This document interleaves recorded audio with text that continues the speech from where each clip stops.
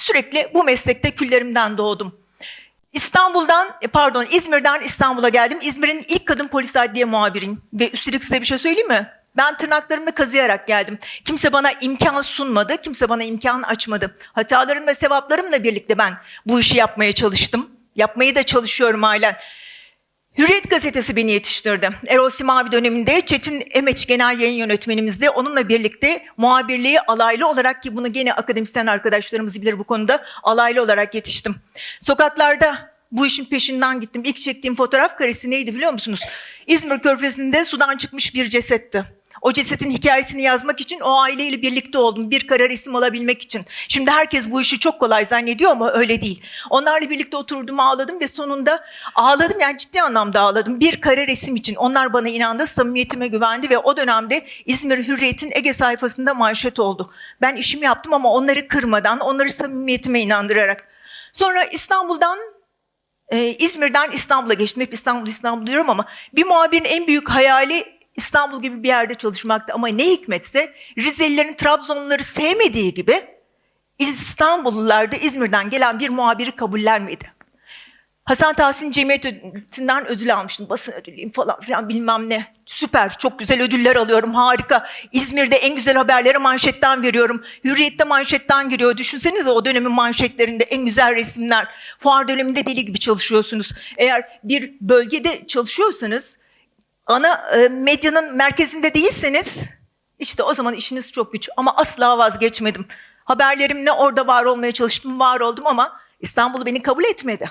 İstanbul beni aldı, Hürriyet Gazetesi'nde, Cağaloğlu'nda en çok sevdiğim yerde beni attı bir adliyeye. Adliye muhabirliğine tekrar başladım ama yılmadım. Yılmadım yani. Hayatta yılmayın. Başarılı olmak istiyorsanız arkadaşlar sonuna kadar gidin, sonuna kadar devam edin. Sizi ezmeye çalışanlar olacak, sizi yıkmaya çalışanlar olacak ve bunlar en yakın arkadaşlarınızdan olacak. İnanın bana, hayat sizin bildiğiniz gibi değil. Dışarıya çıktığınız zaman size mezun olduğunuz diplomayla hoş geldin, gel sana bu masa var kimse demeyecek. Siz başarılarınızla, tecrübelerinizle var olmaya çalışacaksınız. Maalesef tecrübe yoksa bu hayatta sizin hiçbir şansınız olmayacak. Çok üzgünüm. Benim yanıma stajyer arkadaşlar geliyor. Her gün iş başvurularında bulunuyorlar. Bunu ben yapmıyorum ama benim müdürlerim yapıyor. Tecrübe arıyor. Tecrübe esastır deniyor. Lütfen mesleğinizi seviyorsanız, mesleğinize aşıksanız arkadaşlar, şu anda bulunduğunuz andan itibaren çalışmaya çalışın. Onu nasıl yapabileceğinizi düşünün. Benim dünyamda boş verin. Şöhret, ıvır zıvır, aman ekrana çıkacaksın, bilmem ne yapacaksın, tanınacaksın. Bunların hiçbirinin önemi yok arkadaşlar. Siz mesleğinizi severseniz, mesleğiniz de sizi sevecek ve ilerletecek. Ben bir HYT'liyim. Hayatta yaşa takılmayan biriyim. Günahlarıyla, sevaplarıyla. 40 yıldır bu mesleğin içindeyim. Yaşım ortaya çıkacak ama hiç umurumda değil. Halen varım ve var olmaya da çalışıyorum. Çünkü mesleğimi çok seviyorum. Bir mesleği çok severseniz istediğiniz kadar kaza yapın. İstediğiniz kadar size desinler ki benim geçtiğim yollardan geçme. Beni görünce şöyle geç. Ben bunlarla karşılaştım. Ciddi anlamda çok şeyle karşılaştım. Yaptığım haberlere başkalarının isimleri atıldı. Başkaları daha ön plana çıktı, geri planda kaldı. Olsun. Birbirinden ünlü isimlerle Mehmet Ali Brandt'tan Fatih Altaylı'ya, Deniz Arman'dan Ufuk Güldemir'e, Cüneyt Özdemir'den Ahmet Hakan'a kadar, Uğur Dündar'dan Yılmaz Özil'e kadar onlarla birlikte yan yana çalıştım. Mesleğimi çok sevdim ve severek yaptım ve yapmaya da devam ediyorum. Size vereceğim tek öğüt. Evet, hepiniz, çoğunuz satranç oynuyorsunuz tabii ki. Ama inanın en büyük satranç arkadaşlar hayat. Hayatın taşlarını güzel oynarsanız var olacaksınız ve işinizi yapmaya devam edeceksiniz. Ama bunu yaparken de lütfen kendinizden bir takım konularda ödün vermeyin. Önce bir kendinizi dinleyin. Ayşe, Fatma, Ahmet, Mehmet ya da Özay. Evet böyleyim ama ben önce kendimi dinledim. Kendime baktım, kendimi mutlu etmeye çalıştım. Her seferinde beni aşağıya çekenlere karşı mücadele ettim. Ağladım, bağırdım, çağırdım ama bunu kimse görmedi. Yaralarınız olacak. Olmamasına imkan yok. Ama bunlar sizi hayatta bir tık öteye götürecek arkadaşlar. Bunu hiç unutmayın. Asla pes etmeyin ve lütfen bunları yaparken de sevdiklerinizi ve ailelerinizi ihmal etmeyin. Siz mesleğinizi severseniz mesleğiniz sizi sevecek, hayatta istediğiniz noktaya götürecek. Ama bunun için tecrübeye ihtiyacınız var. Bunu unutmayın. Bunu yaparken de lütfen ailelerinizi ihmal etmeyin. İşinizle birlikte öyle bir dengede tutmaya çalışın ki hani o satranç tahtasında oynarken aslında hayatın içinde nasıl oynayacağınızı bir tahlil edin, bir karar verin.